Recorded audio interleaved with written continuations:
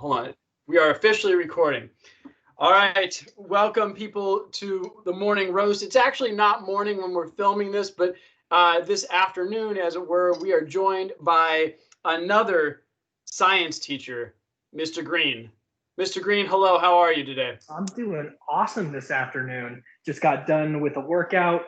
It's a little rainy outside, but I mean, whatever, so good day. How are you? I'm hanging in there. I also got done with a workout not long ago. And if you watched an earlier episode with who is it? Which episode, Wold, did I get blasted for not having liquid in my mug? Do you remember who? Was it Was it Oakroy? Oakroy. It was Oakroy. Yeah. Okay. I do not have coffee in here. I actually have a protein shake because Is that what's in there now? Yes. That's what's staining the back of it. Vile. That is disgusting. It's spinach and blueberries and carrots and it looks disgusting. I won't offer you any. Especially with the mug, what it says on it. Okay, let's talk about our mugs. And I'd like to go last if it's all right with everyone.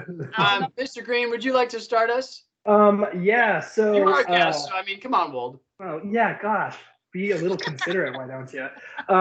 So this one is a gift from my last year's TA, and so it's a custom made. It was from Ashley. We can't see it. Okay, so it's an amalgamation of several things. Okay, all right, calm yourself. So it says, okay, freshmen.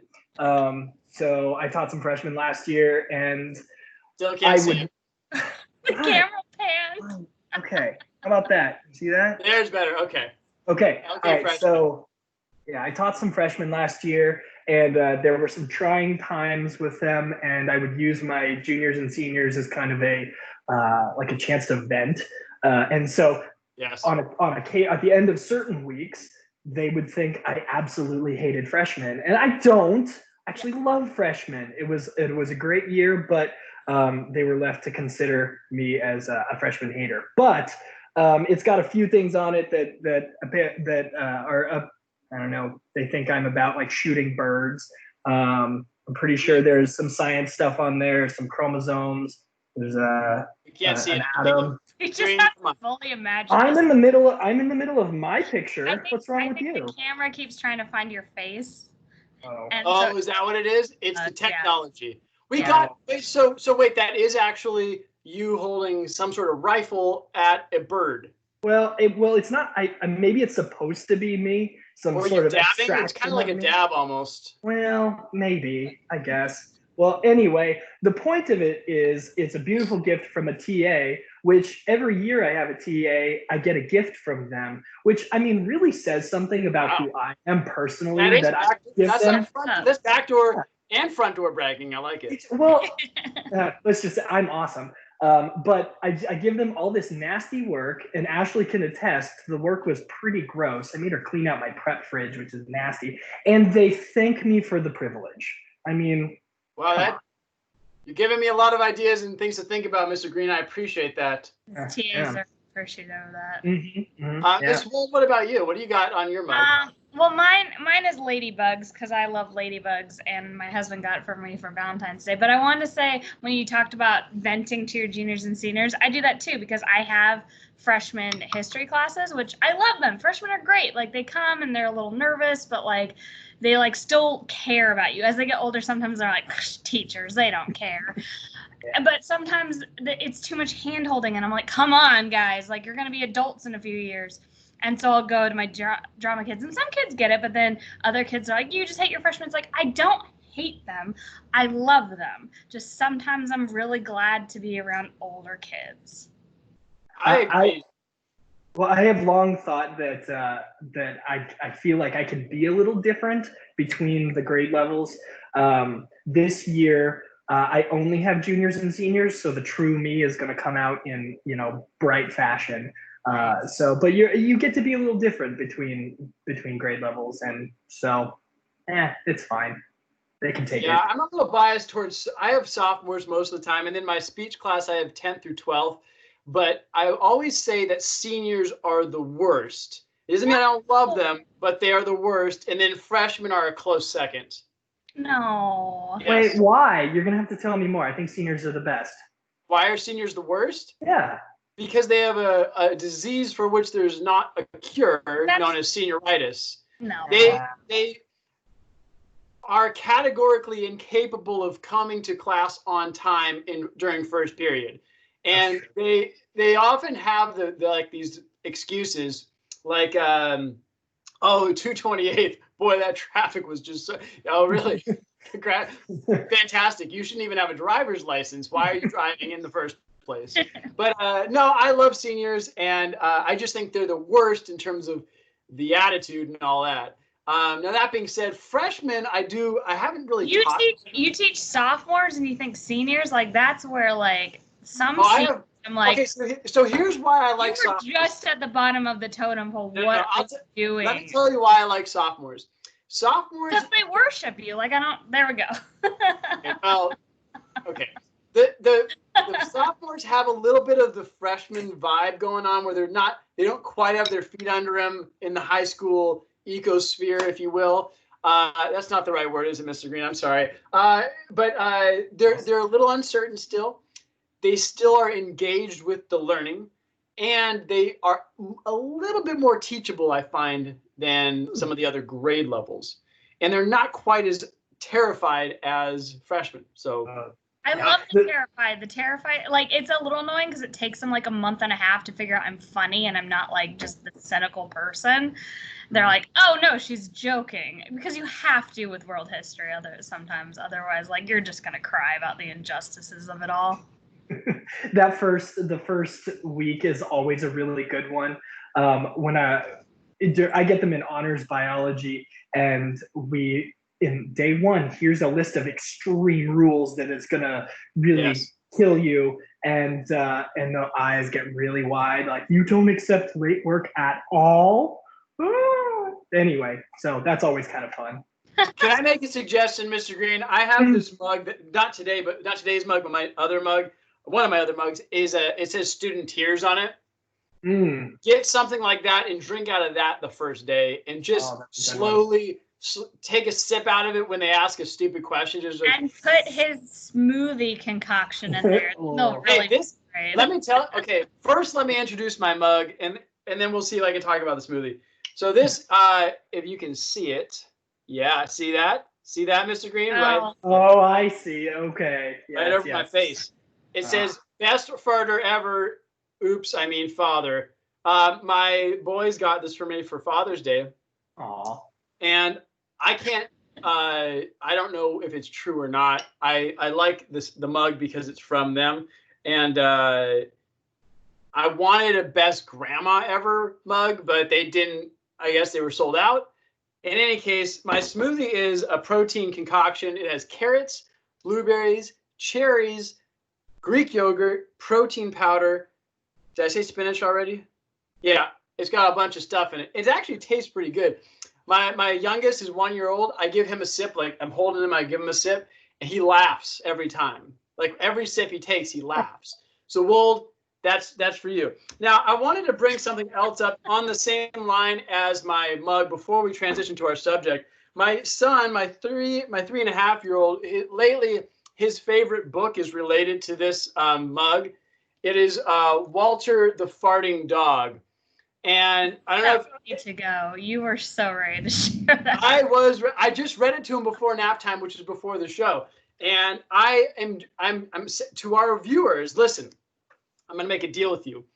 If you get us to, what should we say, 300 views? If we got 300 views for this episode, I will read this entire book in a separate segment. And you will like it. It's a great book. Views, Walter read it. the Farting Dog. Oh, jeez. Oh, my gosh. What are we doing with those kind of people? Now, like, comment, and subscribe, and make sure to buy iced coffee from Market, and that we get sponsored. This is a great book. I'm sorry. It's a #1 New York Times bestseller. Over 1 million copies. It's great. There's lessons in here. This thing is, listen, Wold, this thing is deep, okay? Just wait till I read it on my video, and you will be like crying. You will cry. You will weep tears of sadness and joy at the same time. Okay, so let's move on to our topic for today. I'm actually pretty excited about this one. we're in the middle of summer, sort of, I think. I don't know if you've had your first day of school dreams yet. People will talk about that in a minute. First day of summer, I did. Mm-hmm. Yeah, well, there you go. But our topic is on the, we're kind of having some free time, so stress relief. And on the other side of that is guilty pleasures. So what do we do, especially as we're kind of still in lockdown sort of thing? What is it that you two do to kind of unwind and relieve some stress? And we'll get to the guilty pleasures after. Let's start with stress relief. I sleep a lot. I do. Yeah. Like, I know people are like, that's not healthy, but like sometimes I'm like, I just need a nap and then I'll feel better and I'll do things. Now, I agree. The sleep is really, that used to be for me. As soon as Samantha showed up, it stopped. I no longer sleep. I get, I don't know, maybe 6 or 7 hours a night, which is, I think that's a pretty solid. decent That's number. solid. Yeah, it's a decent number, but really I want to sleep in, and Samantha actually sleeps longer than that, but my body will not let me sleep any longer because it knows very soon Samantha's going to wake up, and she doesn't groggily come out of her room with her coffee, dragging her blankie. She comes out full throttle. Daddy, daddy, daddy, hungry, hungry. Anyway, so I wake up early. I wake up early so I can do the drag my blankie around with the coffee, slowly wake up so that I'm ready when she hits the ground. I'm at her speed. I have a question. Mr. Green, can we see your blankie? This isn't my blankie room. So sorry.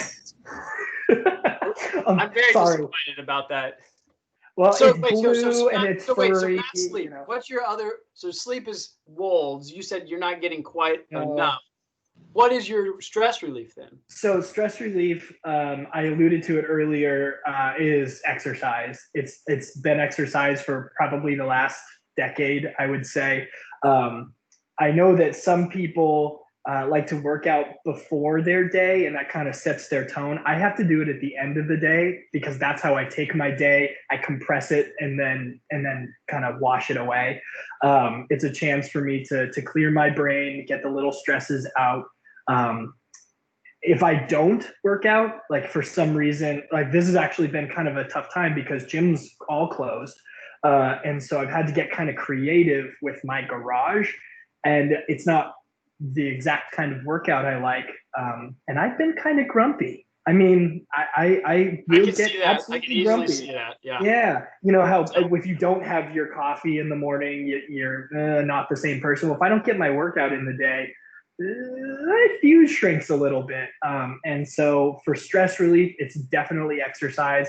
Another thing that I do is I actually really like to be alone. I love my family and I love spending time with them. But alone is when I can kind of process my own thoughts. And so I actually like being outside, and I do a variety of outdoor activities, like fishing and stuff like that. So that's apparently. Yeah, I don't know. I mean, I used to do that. I still do it on occasion, but not really anymore. I must have mentioned that to Ashley at some point because she thought it was important enough to put on my mug. So anyway, I think that's important to know about how do you relieve stress is if you're an introvert or extrovert, because people will tell me you're an extrovert and I'm like, no, I'm not. I'm way more introvert. And actually I'm more in the middle. I'm a little more ambivert. Especially like ambivert. It's like right in the middle where it's like you're not completely introvert or extrovert. I'm a little more introverted than extroverted, but it's a spectrum. It's like how well do you do with people versus on your own. And so what energizes you, right? Like yeah. I would consider myself an introverted extrovert. Wait, no, other way around. Extroverted introvert. Yes. I get recharged both by being around like, my students and stuff, but I also, like Mr. Green pointed out, really like to just be on my own. And it depends, like I miss the theater. Like I miss working with people to create a project, but like I've liked being able to like be by myself and read a book and take a walk and stuff like that, where I feel like in the midst of show season, I get no alone time. That book. I'm not going to read that book. I know. I'm going to read it to you. You're going to watch the video and you're going to cry. Okay. So anyway, for my stress relief, I kind of have infused a few of the elements Mr. Green is using, and that is I like to work out as well, but I don't get to do that as often as I'd like. I also am working out in my gym right now, and or my garage. I don't belong to a gym because I don't really feel like it's going to be a good use of my money personally. But I have a rowing machine. I do some other things in there for working out. But an outdoors thing that I like to do to work out is splitting wood. Mr. Green, you've probably done this. Splitting wood is probably one of the better workouts if you do it right, and it relieves a ton of stress. Like, it is so good. It just made me angry as a kid. I grew up in the woods, and my dad would have me like help stacking, and then he taught me how to split it, and it just made me angry. Like, oh, it was awful. I mean, but how much? I mean, a lot of things you did as a kid probably made you angry that don't really anymore. You're now over it, you know? So like taking the garbage out used to be the biggest imposition in the world because I had to put down whatever show I was watching, and then I had to get up and take the garbage. Now it's just a thing. It takes 30 seconds. What was I complaining about? I remember being an angry teenager being like, when I grow up, I'm never doing dishes again. And then I like moved out and I was like, oh shoot, if I don't do the dishes, nobody's doing the dishes. Throw them out the window. That's no problem. Come on. Actually, a way to do that, I have a pressure washer and I love pressure washing. And you know, I'd just take the dishes out and just pressure wash them in the yard. You know? That's how I get the boys clean every day. I just take them out with the pressure washer, you know? Oh, yeah. There you go. Is that bad? Is that bad? No. Sorry. No. Yeah, I'm calling. It's a little loud. I mean, the engine's a little loud. It's like without the screaming. 5 horsepower or something. So no, the engine covers out the screams. Like, you can't hear the kids screaming. So well, it's all about the setting. Like, I use the fan setting. I don't use the jet setting. Come on, Green. It's not a monster. He loves them. Jeez. All right, let's try to transition to guilty pleasures. I think this is, the term implies that there's a little embarrassment with there, but it doesn't have to be that way. So what do we have for guilty pleasures, people? I just had, so like I told Menenberg when he's like, let's talk about guilty pleasures. I'm like, I'm not guilty about anything that makes me happy, like, whatever. But I did, at 1:30, so about an hour ago, I wanted chocolate chip cookies. And so I made chocolate chip cookies and I had vanilla ice cream. And so I put the warm cookie on the vanilla ice cream and I ate the whole thing and it was delicious. You say the whole thing, like give the us whole thing. It was in a little bowl. It wasn't like I still have cookies, which I'm excited about, but. When you say guilty pleasure, my brain immediately, and I can't generalize for everyone, but I think most people usually go to food. Why is it that food makes us feel guilty? I think after talking to you guys about being like, I worked out, and I'm like, I walked the day before yesterday. Okay, but see, now I can't speak for Mr. Menenberg, but I work out for one, the stress relief, but to also justify the crap that I eat. I mean, absolutely. I mean, and Wold, you don't know this, but as fathers, it is imperative that you keep this in shape because after my firstborn, I actually injured my back significantly, and my doctor said that you got to keep yourself in shape. Otherwise, it's going to be really, really a pain for your entire family. So I do it in part for that as well. But yeah, that helps. But so yeah, food, I don't know. It doesn't go to food for me though. I mean, yeah, I don't feel totally guilty. Shame. What did you call that chocolate bar? Oh yeah, so Green, we had Miss Fisher had this massive bar of dark chocolate that she got from a student from Trader Joe's. It was a pound. It was huge. It lasted at least a month in our lunch crew. Yeah. And I called it deep shame. I called it deep shame chocolate. Because I just imagined somebody like being like depressed or having a really, really bad day or something and like eating the whole thing in one sitting. Oh, I thought of a guilty pleasure. And dying shortly afterwards. Exactly. I thought of a guilty pleasure that is not food. I really love crappy Lifetime and Hallmark movies, especially holiday ones. Now we're talking. Love them. They are so dramatic in the worst ways. The lighting is terrible. It's bad actors. Like it's just. Okay, well, I got one for you. And Green, if you've seen this, let me know too. My sister-in-law got us as a white elephant or something. This movie called The Christmas Train. It's a Hallmark movie. And it is truly awful. We did not finish it. Okay, on Netflix, if they still have it up. Oh my gosh. Smokies. It is the funniest because it's like she's in love with this guy, but he never reciprocates. And it ends where it like seems like it's romantic, but like he has no interest in you. And it doesn't end with them kissing. Like it is so bad. It is so funny. So I will say I don't like those movies. What I do like is sort of tangential to that. My wife adores them.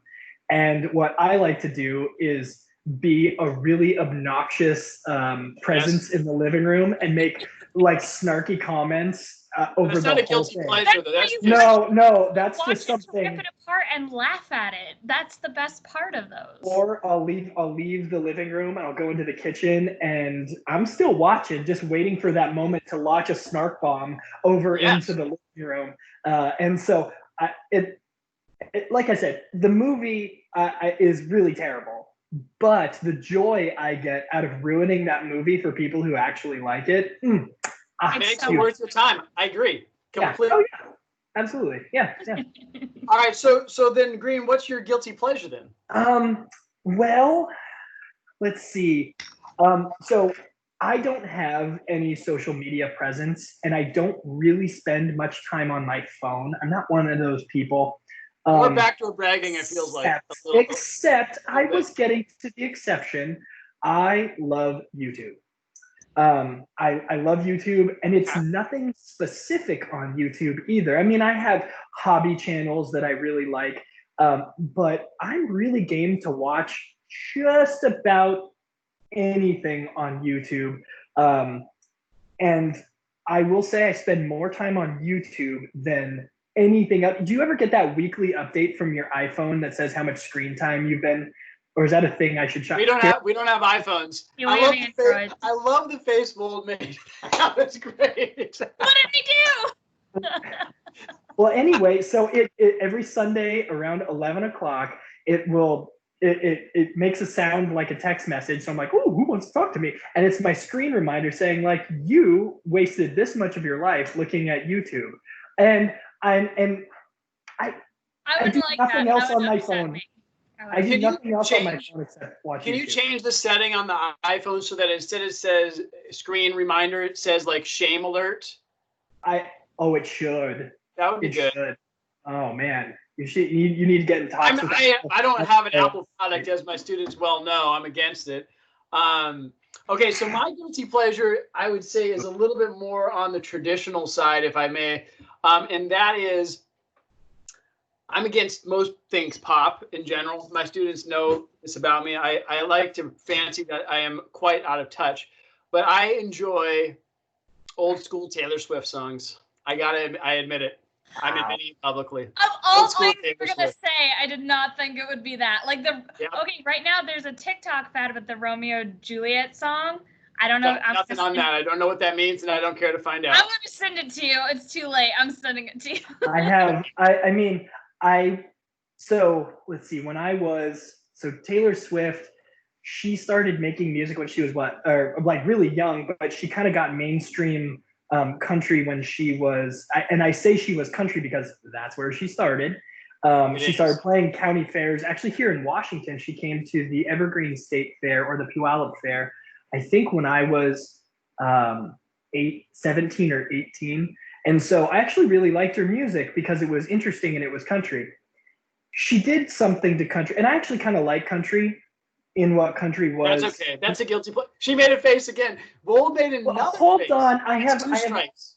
So I actually really like a lot of different kinds of music. Country was kind of the first type of music I really, really sort of jived with. But that was back in the 90s. Garth Brooks kind of. Yeah, and then Taylor Swift comes along and introduces, and I wouldn't say it was totally her fault, but she introduces kind of a pop sound to country, which was new and it was appealing. And then all of a sudden, country started shifting that direction. I would consider her to be kind of a trendsetter in that genre. And then all of a sudden, she just leaves, and we're stuck with this awful genre of country music, and it's terrible. It is absolutely terrible. Where they get the hip hop in it, It's bad, and I won't solely blame her. I mean, there were some others that did that. Blake Shelton doing his thing, really, he kind of went Hollywood and sort of ruined it. So I won't blame her entirely, but she like comes in, sort of makes us think it's kind of cool, and then leaves, and we're stuck with this big heaping pile of terrible music. And it's okay to blame her entirely. I'm all for blaming people for things they're not really responsible for. It's important to blame someone else. Obviously, deflect. Always blame shift. Well, why are you so surprised? So I know, before you ask, I haven't really heard the new album. I only listen to Taylor Swift, incidentally, when it's either on the radio because I'm old and still listen to radio, or when my wife plays it. I also listen to it when my boy, he likes this movie called Sing, which is about animals singing, and one of the Taylor Swift songs is in it, Shake It Off, and he does the whole performance for all of the songs, and he likes that one a lot. That's different. Your son is a theater kid, and that's adorable. He knows all of Mamma Mia and the Nutcracker. He'll put on the whole ballet. Yeah, and he does the moves too. He knows how to dance the Nutcracker. It's very impressive. I mean, I don't like pop music in general, but like if something like We Are Never Getting Back Together comes on, that's a jam. That's a great song. I love that song. Pretty good song. Yeah. I like the message. I really do. Because most high schoolers come up to me every now and then with like I have a boyfriend, girlfriend, whatever situation. And before they even start, I say break up. I just immediately go for break up. You know what kills me about, you've said that to so many students. What kills me is in a couple years, they're going to start getting married and you're going to ordain like 20 weddings right after each other. They're going to ask you to do that. And that's going to make me very annoyed. I am ordained, actually. I've done several weddings myself. As a, you too, Mr. Green? Mm-hmm. How many have you done? I have done one. And, but that doesn't really, that's the extent of sort of that aspect of my ministry. However, I got ordained when I was in college, so blessed a lot of cups of stuff, and water. I'm not mostly, really sure what that means. I'm a little nervous about the holy water thing. Yeah, I'm very, Anyway, I blessed some of that. So I am going to do one for one of my best friends next summer, and I'm very excited about that one.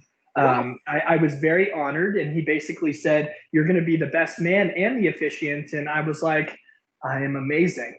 I have touched so many lives. Of course, I'm the obvious choice for both of those roles. I had to step down from the best man role because I really didn't think I could cover all of those responsibilities. So I said, who is next in succession for me to be best man?" And he said, "Well, this other person I'm less enthused about." And I said, "Okay, well, how about I'm your best-ish man, and he can also be your best-ish man." Wow. And so I'm doing, anyway. So, but I get to officiate, and that's really exciting. That is cool. I've done about 3, but before we get to Miss Wold, I got to ask you. I don't know if you're counting, but by my count, Mr. Green has done not backdoor but front door bragging at least 3 times, and I know him a little better than you do, I think. So I'm wondering, like, what's your impression based on this interaction we've been having with the bragging? Are you into it? It's just like talking to 2 of you. Like, I've never had this where like the guest has not been on my side. Usually it's like whoever the guest is, it's like, yeah, let's gang up on Menenberg together. But now it's kind of like, I'm glad you're wearing red and you're wearing green, so then I can be like, Menenberg green. There we go. So are you just upset that we're ganging up on you, broing out? I don't feel like we are. I don't feel like we said anything mean to Miss Wold today. No, I did point out the face, though. I point out the face. I appreciate more Menenberg bashing, and this is going to be our lowest rated episode because kids are expecting it. And well, so I'll bash on him really fast. Mr. Menenberg. I'm ready. So you've been at Eastlake for how many years now? What? This should be my fifth year at Eastlake. And you have and done only second year of teaching, actually. And you were the staff, or excuse me, the elected graduation speaker twice in a row. And he was the senior class person this year. Well, first of all, that is biased and some real BS. It is. It was rigged. So it was rigged. It must be rigged because you can't possibly be liked that much. You say you teach mostly sophomores, right? So yes. So you must have made some I taught them, and then they graduated. This is rigged. I mean, I saw I saw that you were going to do it this year, and you did an okay job. I thought it was okay. It was mediocre at best. Let's be honest. And the year before was, it was okay. I mean, 3 people threw up. But see, I was really hoping it would be me. I really wanted to do it last year, and You need to get in line.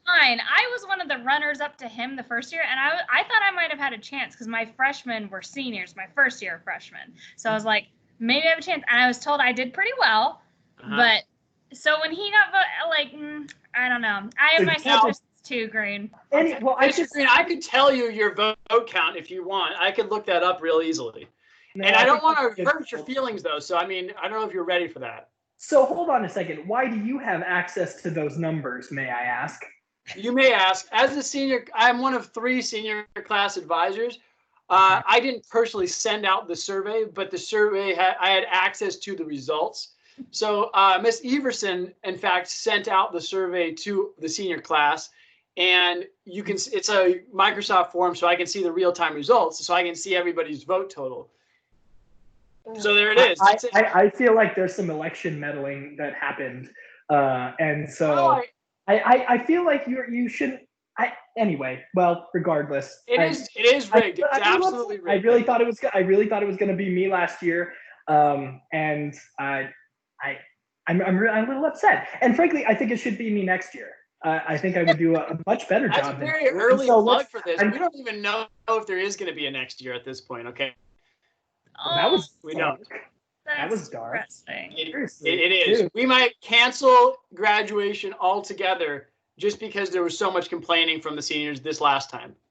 So there was a lot of complaining. There was a lot of complaining. Yeah. Well, regardless. Well, I'm not serious. Just relax. Well, I feel like you're going to get a lot of angry emails now. Well, I'm going to say green for class elected speaker 2021. That's my pitch. Okay, let me just say this, though. Here's the thing. I did get chosen twice. I did not campaign for that, though. I did not ask for it. I said nothing about it. Nothing. Sure. Yeah. What are you teaching in your public speaking class? Actually, we do a graduation speech at the end of the semester. It's great. So, you know. I don't know. I was glad I didn't have it this year because I feel like I would have just been so nervous, just because it was virtual. The fact that I would be recorded and just there freaks me out. This is fine because this is just I'm sitting in my home and it's Teams or whatever, but Teams from Microsoft. Oh, sorry. Oh my, that's bad. That's bad. Anyway, well, regardless. Anyway, all I'm saying is I think you did an okay job. I think you shouldn't do it again. So I think it should be. Wait, hold on. I thought we were trying to bash me. Where was the hurtful thing that you were going to say? I missed it. I feel complimented. I feel great. You said I did okay. You said I did okay. That's one of the nicest things anyone's ever said to me. Thank you. You did mediocre. Nice. America, striving for mediocrity. As that's right up there with C's get degrees. So, I love it. Yeah. I love it. Anyway. Okay. So, do you feel like I feel better now. I feel okay, perfect. Okay, nice. Now we're all on. That was kind of weak. I got to be honest with you. All right, I think I could get a little more personal. We're gonna have to cut this sucker off before I start crying from all the hurtful things, I guess. All right, one more thing.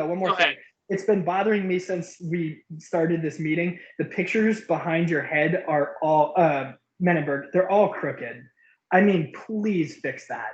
They You know all why? That was actually a So better bad. hurtful thing if I was responsible. So bad. But so there, you can't see, but there's like an ottoman there, and my boy gets on there, and he stands, and he and he messes just adjusts them. all the time. Yeah, all the time. So like, what am I gonna? Who cares? I don't care. You care, and that makes me feel good that it bothers you. Thank you. You struck. You failed again. You made me feel good about myself. Well, it's really I good to feel know like you're putting your Swanson best and foot Parks and forward to the Rec, audience. Now you guys aren't so chummy, and that's making me happy. I don't know. I think we're getting on. Never have Mr. well, Green on great this to say. show again. Oh, geez, what a jerk. He I think we got to insulted move my... away from the science department, Wold. We're done. We're done with science. Let's move on to Hey. another department. Hey, that's not fair.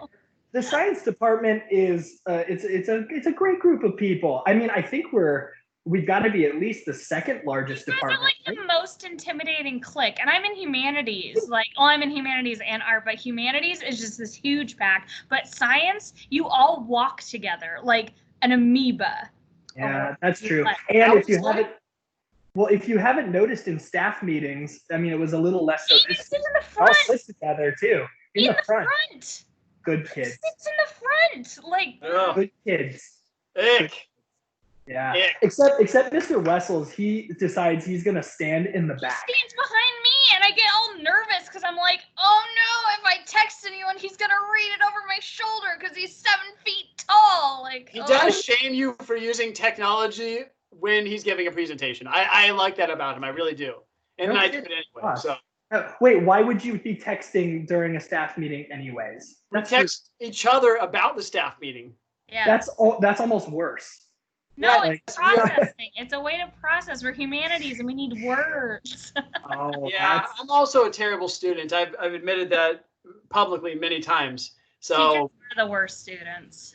actually, that's really true. I really is. I mean, I've been, when we do some of those staff trainings, I look around and the amount of people that are not paying attention is, and like I said, I'm not a goody-goody. I will whip open the computer and work on something else. But I full on see teachers literally with stacks of papers. Yeah. You know, Yeah. papers.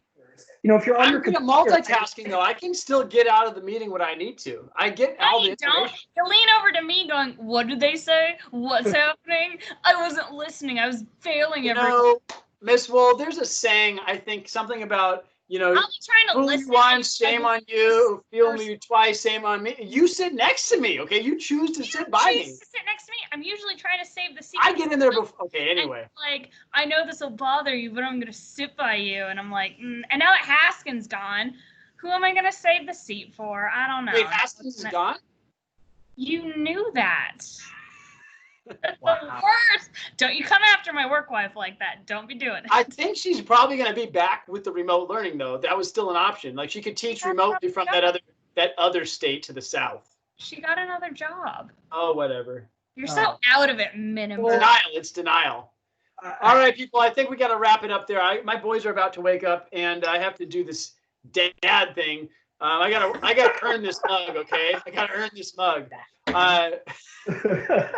It's been interesting at least Mr. Green. I have to say, we had some follow-up conversations that probably need to take place. A lot of questions have been asked here and not answered. So we'll leave it to the viewers. I want to hear from the viewers about guilty pleasures as well. And then I also want to see a lot of views so I can get an excuse to read this on a video for Miss Wold for her benefit. I would be the worst student if you read that to me. I'm going to ask a question at the end of every sentence. Well, you aren't going to be there while I do it, but what? Well, I have a recommendation by yourself. yes. I mean, I don't know if you've heard of this one, Mr. Menenberg, but one of Samantha's favorite books that I like to read her, it's called Go the F to Sleep. So when we're done here, put it in the YouTube. It is narrated. I mean, it's a hard copy, but it's also narrated by, if I'm not mistaken, Sam Jack. And it's really funny. So go ahead and check that one out. And so because I am the host of this episode, I'm going to have the last word. And I would say Green, class of 21, class elected speaker. That's me. Viewers, So, I yeah, it's been apologize great. for this guest of ours. He may or may not ever be on the air again. We'll see, and we'll hopefully see you next time when we're interviewing somebody from a different department. Ah. Hey. All right.